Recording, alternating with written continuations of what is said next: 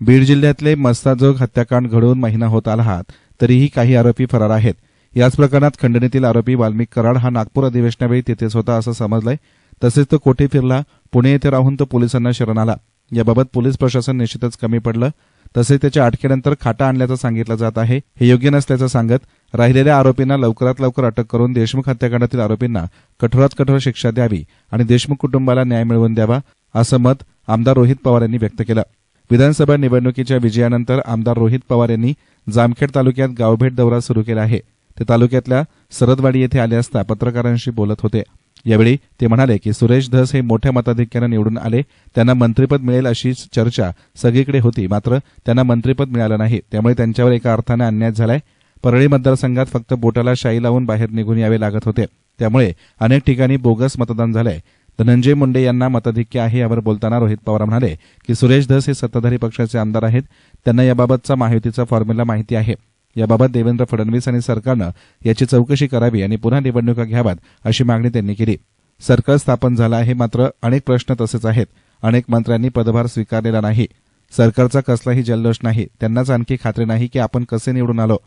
सध्या सोयाबीन खरेदी, शिष्यवृत्ती, शिक्षण याबाबत अनेक अडचणी आहेत। देशमुख हत्याकांड प्रकरणामध्ये बरेच दिवस झाले आणि ज्यामध्ये वाल्मिक कराडे ते 22 दिवसानंतर शरण येतात। तर परवाची घटना पाहिली तर धनंजय मुंडे आणि गृहमंत्री यांची बैठक झाली आणि त्याच्यानंतर ते शरण येतात। कुठेतरी सेटलमेंट आहे असं वाटतंय। आमचं एकच मत आहे की वाल्मिक कराड हे कुठे होते हे सगळ्यांना माहीत होतं। ते नागपूरला होते अशी चर्चा आहे आणि कदाचित त्यांनी तसं पोलिसांना सुद्धा सांगितलं असावं। अशात पोलिसांना ते सापडले नाही ही म्हणजे आश्चर्याची गोष्ट आहे। स्वतः त्यांनी शरण आले असले तरी पोलीस प्रशासन कुठेतरी कमी पडलेलं आहे। आता ते शरण आलेले आहेत, पोलीस स्टेशनला तिथं ठेवण्यात आलेलं आहे, त्यांच्यासाठी खाटा सुद्धा घेतलेला जातात असं आम्हाला कळतंय। याच्यात आमचं फक्त एकच मत आहे, देशमुख परिवाराला तिथे न्याय मिळाला पाहिजे। दादा, महायुतीचं राज्य आहे। काल महायुतीचेच आमदार सुरेश धस यांनी परळी पॅटर्न संदर्भात एक ही केला की धनंजय मुंडे 1,42,000 मतांनी निवडून आले, परंतु तिथे शाई लावण्यात आली आणि लोकांना हुसकवण्यात आले आणि अनेक बूथ ताब्यात घेतली। तर महायुतीचे उमेदवारच असं म्हणतात।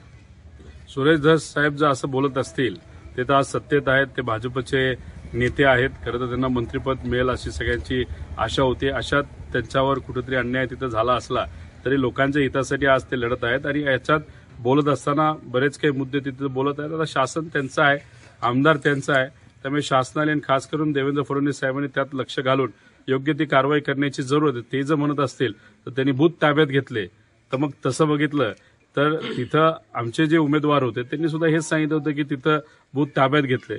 अशात बूथ ताब्यात घेऊन जर कोणी निवडून येत असेल आणि सत्तेत असताना आमदारच सांगत असेल तर परत एकदा निवडणूक व्हायला काय हरकत आहे।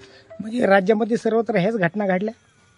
आता शेवटी आता सत्तेत असताना आमदार जेव्हा बोलतो तेव्हा काही गोष्टी त्यांना माहीत असतात। बीडबद्दल ते बोलत आहेत, बऱ्याच ठिकाणी बऱ्याच काही गोष्टी झाल्यात, हे सामान्य लोक तिथं बोलत आहेत। आता 1.5-2 महिना झाला सरकार येऊन सुद्धा अजून त्यावेळेस सुद्धा जल्लोष नव्हता, आता सुद्धा जल्लोष नाही आणि त्यांचे सुद्धा कार्यकर्ते अजून त्यांना मोठं प्रश्नचिन्ह आहे की ह्यांचे उमेदवार एवढे कसे निवडून आले। अशात आमचं एकच मत आहे की आता ठीक आहे, तुम्हाला मॅन्डेट मिळालेला आहे, तुमच्याकडे त्या ठिकाणी सत्ता आहे, तर लोकांच्या हिताचे प्रश्न लवकरात लवकर सोडवा, अडचणी सोडवा। या संदर्भात विरोधक म्हणून आपण ईव्हीएम संदर्भात काय उठावणार?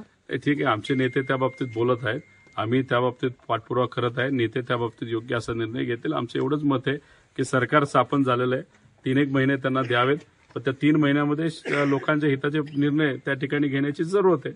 शेतकऱ्यांचा सोयाबीनचा प्रश्न अजून मार्गी लागलेला नाही, त्याच्याच बरोबर इथंही काही स्कॉलरशिपचे मुद्दे आहेत, शिक्षणाचे मुद्दे आहेत, बरेच काय तर मंत्र्यांनी पदभार सुद्धा स्वीकारलेला नाही।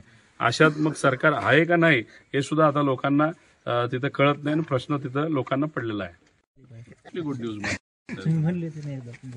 कधी बोललो होतो, आता कधी बोललो होतो? राजकारण आहे, राजकारणामध्ये कधी काय होईल हे कोणाला सांगता येईल। दादा कुठं गजनी सारखं होत आहे असं? सरकारला त्यांनी दिलेल्या आश्वासनं जी होती ती आज ते विसरलेले आहेत। त्यामुळे गजनीचा प्रश्न तुम्ही जो आज इथं निर्माण केला, कदाचित सरकारची तशी परिस्थिती आहे का आपल्याला बघावं लागेल। विषय तो नाही, विरोधात असल्यामुळे आम्ही 3 महिने या सरकारला दिलेले आहेत। लवकरात लवकर सरकारने आता पायावर उभं राहिलं पाहिजे आणि लोकांच्या हिताचे निर्णय घेतले पाहिजे। एसएन मीडियासाठी प्रतिनिधी नासिर पठाणसह अशोक निमोणकर, जामखेड.